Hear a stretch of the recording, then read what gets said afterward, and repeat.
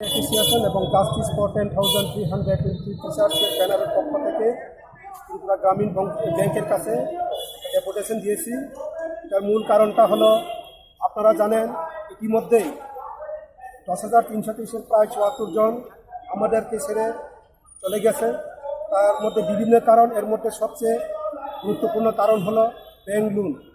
কিছুদিন আগেও তেলিয়ামুড়ার এক শিক্ষক ব্যাংক থেকে নোটিশ যাওয়ার পর উনি কর্মরায় জমাতিয়া উনি ব্যাংকের লোন কীভাবে পরিশোধ করব সেটা চিন্তা করে লাস্ট পর্যন্ত উনি আত্মহত্যার পথ বেছে নিয়েছে।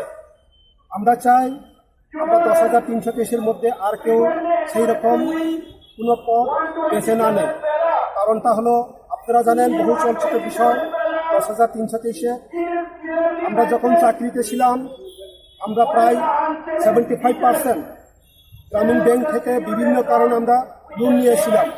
কেউ লোন নিয়ে ঘর করেছে, কেউ বা অন্য কাজে ব্যবহার করেছে। এখন যখন ঘর করার জন্য লোনটা আমরা নেই, টাকা মর্গেজ হিসাবে দেওয়া হয়েছিল, এখন আমার চাকরিও নেই এবং আমার জায়গাও চলে যাবে। এই বিভিন্ন সমস্যা নিয়ে আমরা আজকে এসেছিলাম গ্রামীণ ব্যাংকের চেয়ারম্যানের সঙ্গে ডেপুটেশন দেওয়ার জন্য, কিন্তু চেয়ারম্যান নেই। চেয়ারম্যানের পক্ষ হয়ে জেনারেল ম্যানেজার আমাদের ডেপুটেশনটা গ্রহণ করেছে। আমরা এই তুলে ধরেছি যে গত 3 অক্টোবর রাজ্যের মাননীয় মুখ্যমন্ত্রীর সঙ্গে আমরা ডেপুটেশনে মিলিত হয়েছিলাম। তখন রাজ্যের মাননীয় মুখ্যমন্ত্রী আমাদেরকে আশ্বস্ত করেছিলেন যে 1 থেকে 2 মাসের মধ্যেই উনি আমাদের স্থায়ী সমাধানের একটা ব্যবস্থা করবেন। কিন্তু আজ প্রায় 1 মাস চলে গেল, আমরা কোনো জানি না রাজ্য সরকার কীভাবে আমাদেরকে স্থায়ী সমাধান করবে।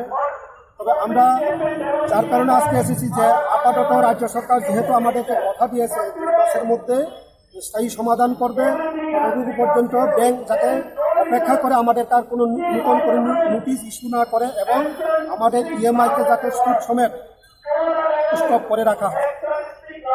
উনি বলছেন উনি উপর মহলের সঙ্গে আলোচনা করে সেটার ব্যবস্থা করবে এবং 1 মাসের মধ্যেই উনি এটা ব্যবস্থা করবে। আমাদের একটা রিকোয়েস্ট দিয়েছিল যে 2 মাসের মধ্যেই ব্যবস্থা করব। সেই কারণে আমরা আজকে ওনার কাছে অনুরোধ করেছি যে উনি অতি সত্বর রাজ্য সরকারের কাছে এই বিষয়টা যাতে তুলে ধরে যে রাজ্য সরকার আমাদের জন্য কোনো সদর্থক ভূমিকা গ্রহণ করে। এও আমরা বলতে চাই, যদি এই 2 মাসের মধ্যেই রাজ্য সরকার যদি আমাদের জন্য স্থায়ী সমাধানের জন্য কোনো ব্যবস্থা না করে, কথা দেওয়ার পর যদি কথা না রাখে, আমরা বৃহত্তর আন্দোলন শুরু করব গণতান্ত্রিক পদ্ধতিতে, যেটা রাজ্যে কোনোদিন রাজ্যবাসী দেখিনি। সেই রকম আন্দোলন কিন্তু আমরা শুরু করতে যাচ্ছি।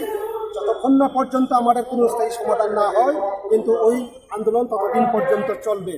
এই কয়েকটা কথা বলে আমি আমার বক্তব্য শেষ করছি। সবাইকে নমস্কার।